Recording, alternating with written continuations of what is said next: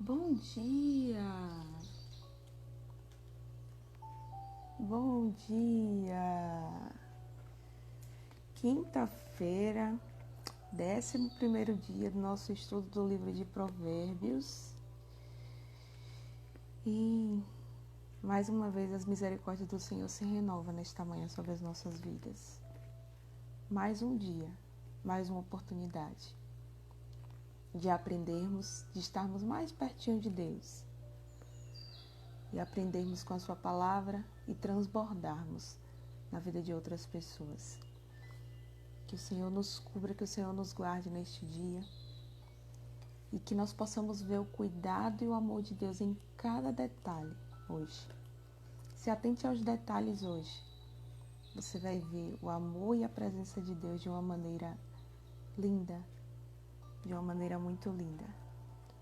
Deus, Ele está em todos os lugares. Ele está em todos os detalhes. Se atente hoje, você vai perceber. Vamos hoje fazer um resumo bem rapidinho do livro de Provérbios, no capítulo 11.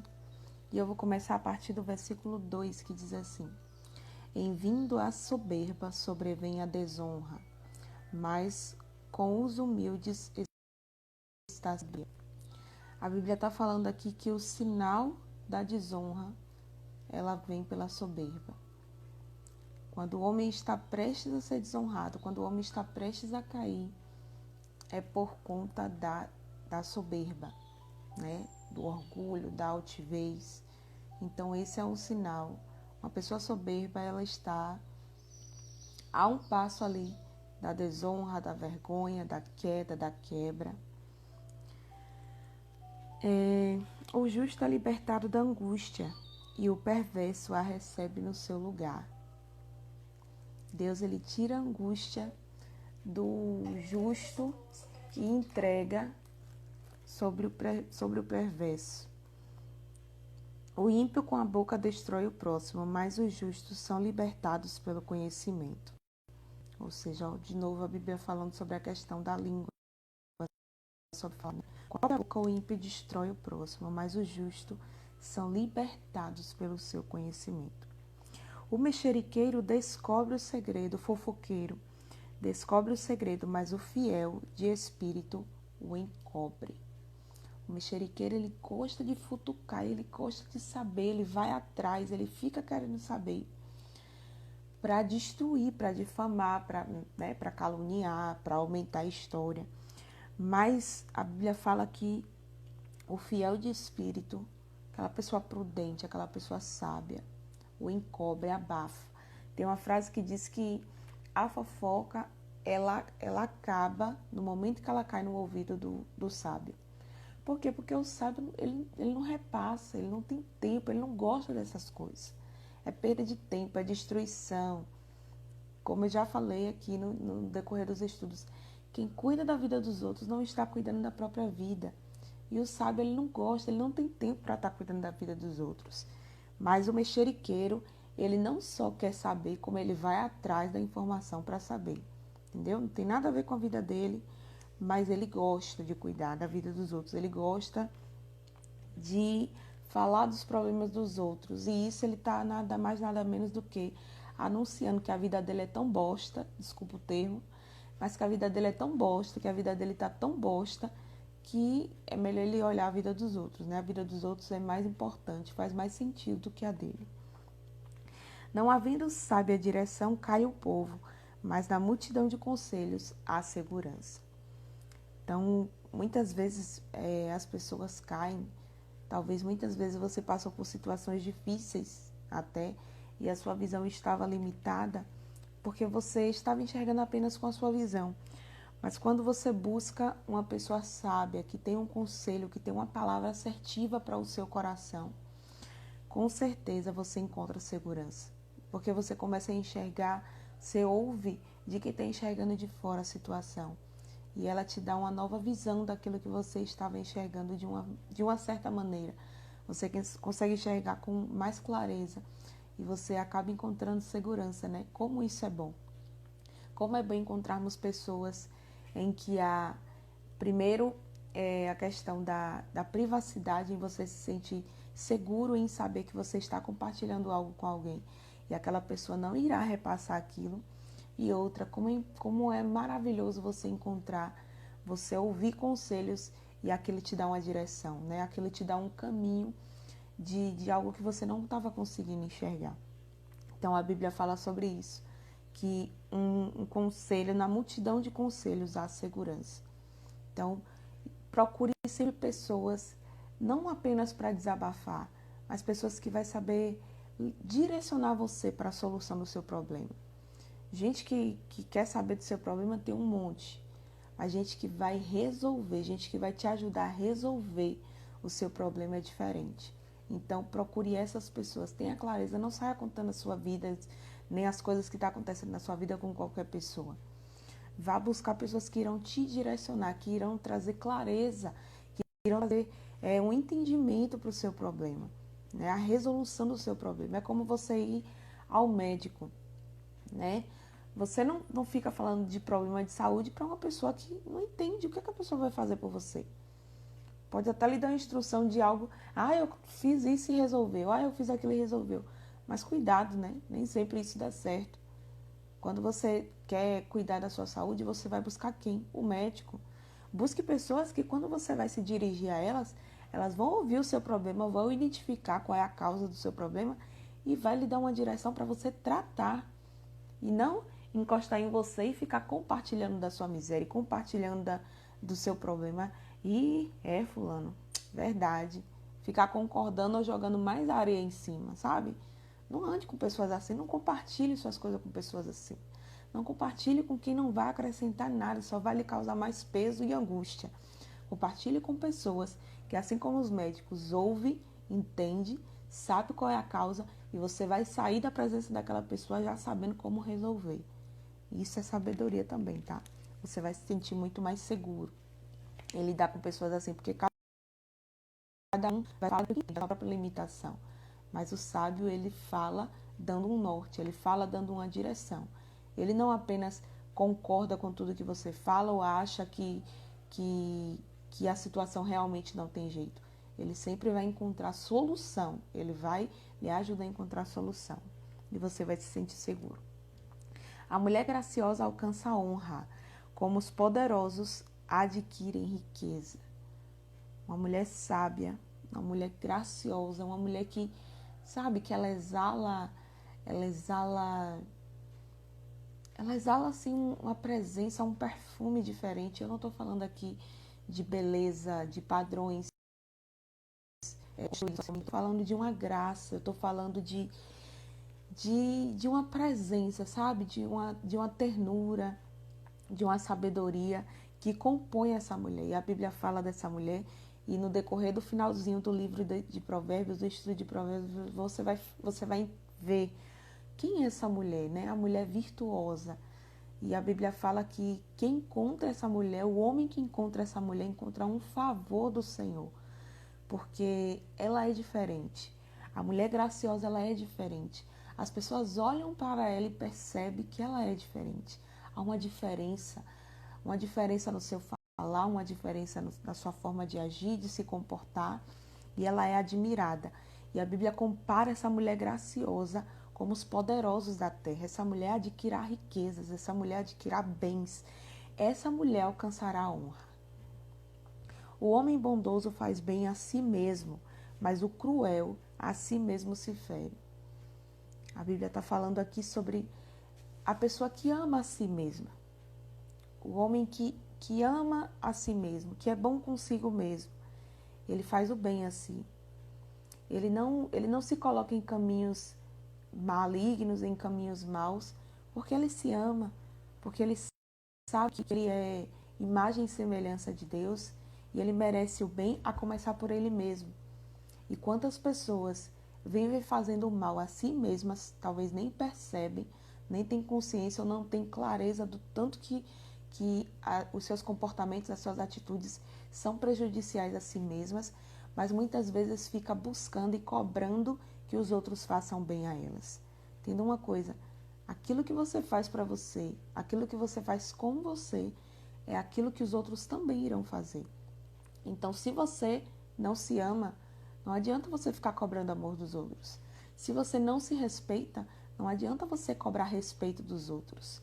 Respeito e amor não é algo que se pede, é algo que é naturalmente visto, né? E passado e transmitido para as pessoas. As pessoas te tratam com respeito porque ela vê que você é uma pessoa de respeito. As pessoas te amam porque você é uma pessoa amável, você é uma pessoa digna de receber amor. E nada disso é pedido, nada disso é comprado. Tudo isso é recebido, né? Então, o homem que é cruel, a si mesmo ele se fere. Se fere com o quê? Com práticas destrutivas, com falas destrutivas, com decisões erradas. Mas aquele que ama a si mesmo, esse faz o bem. Esse faz o bem a si e, consequentemente, porque ele se ama, automaticamente ele ama os outros. Não tem como você encontrar o seu amor, não tem como você nutrir o seu amor, o amor por você mesmo e você ser uma pessoa que não ama as coisas, que não ama as pessoas, que não trata bem, que não leva a vida com leveza e com amor. É impossível, não tem como. Não tem como. Como joia de ouro em focinho de porco, assim é a mulher formosa que não tem descrição. Aqui a Bíblia também está se dirigindo à mulher, mas dessa vez a mulher tola, né? A mulher que não tem sabedoria. E ele compara uma mulher tola como ouro em focinho de porco. Imagine, colar em focinho de porco. Assim é a mulher formosa que não tem descrição. Às vezes você encontra com uma pessoa, pode ser uma mulher, pode ser um homem também, tá? Que você olha para a pessoa e você vê uma beleza física falando, né? É considerado beleza, bonito, belo aos padrões culturais que a gente está acostumado, né? E aí você olha e você vê assim uma beleza naquela pessoa. E você fica admirado, mas quando a pessoa abre a boca, quando você começa a reparar, a prestar atenção nos comportamentos daquela pessoa, você fica, gente do céu. E você olha assim, você, gente, que é isso? Né? Porque tem gente que não tem nada além de estereótipo. Tem gente que quando você vai acessar, é como aquela figueira, né? Como aquela árvore que Jesus encontrou no meio do caminho. A Bíblia fala que ele estava passando com seus discípulos, sentiu fome, avistou uma árvore e foi lá para ver se tinha fruto. E quando chegou perto, a árvore não tinha fruto nenhum, só tinha aparência. E sabe o que foi que Jesus fez com aquela árvore? Amaldiçoou aquela árvore. Ele disse, nunca mais dê fruto. E em um outro dia, quando ele retornou por aquele mesmo caminho com os discípulos perceberam que realmente a árvore não tinha voltado a dar frutos. Ou seja, pessoas que não têm nada além de aparência, elas não frutificam. Pessoas que não buscam além da sua aparência, pessoas que vivem de aparência, elas nunca vão encontrar realização profunda, porque elas não têm frutos a dar. Elas não têm nada além daquilo que é visível aos olhos. E aquilo que é visível aos olhos é passageiro. Aquilo que é visível aos olhos é momentâneo. Mas aquilo que é da essência, aquilo que é além do que os olhos podem ver, isso é eterno. E isso causa transformação na vida das pessoas. Então, muito melhor do que você ter beleza externa, é você ter uma beleza interior. É você ter rios de águas vivas que fluem dentro de você. É aquela pessoa que abre a boca e fala, e automaticamente uma pessoa sábia. Ela não precisa seguir os padrões de beleza da cultura, da mídia, mas o fato dela saber quem ela é, o fato dela transmitir sabedoria, já dá para ela uma beleza surreal. Você olha para a pessoa e automaticamente você consegue ver beleza, você consegue se admirar com aquela pessoa. E a Bíblia fala, inclusive, que Jesus ele não era formoso, que não encontraram nele nenhum tipo de beleza, mas o fato como Jesus agia, o fato como Jesus falava, trazia admiração para as pessoas tinham vontade, tinham desejo.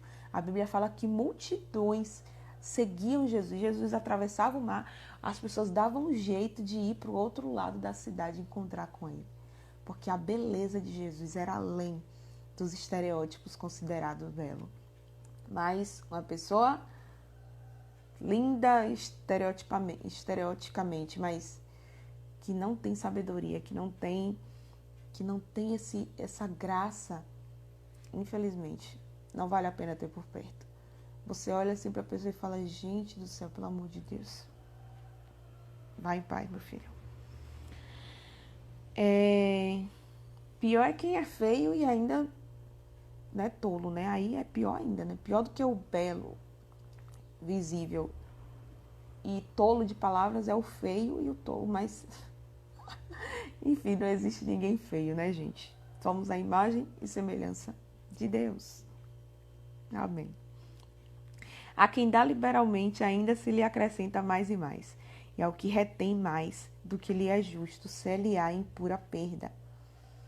Ou seja, aqui é o princípio da liberalidade. Quanto mais você tem um coração liberal, mais você recebe. E aí, esse princípio, ele vai totalmente contra aquilo que nós acreditamos, né? Naturalmente, culturalmente, nos é ensinado que quanto mais a gente retém, quanto mais a gente guarda pra gente, mais a gente vai ter. Não, se eu der, eu vou ficar sem. Isso que você aprendeu, isso que nós aprendemos, é totalmente errado. Quanto mais você dá, mais você recebe. Como assim, Jussiara? Se eu tô dando, como que eu vou receber? Se eu tô tirando de mim para dar? Não, você não está tirando de você.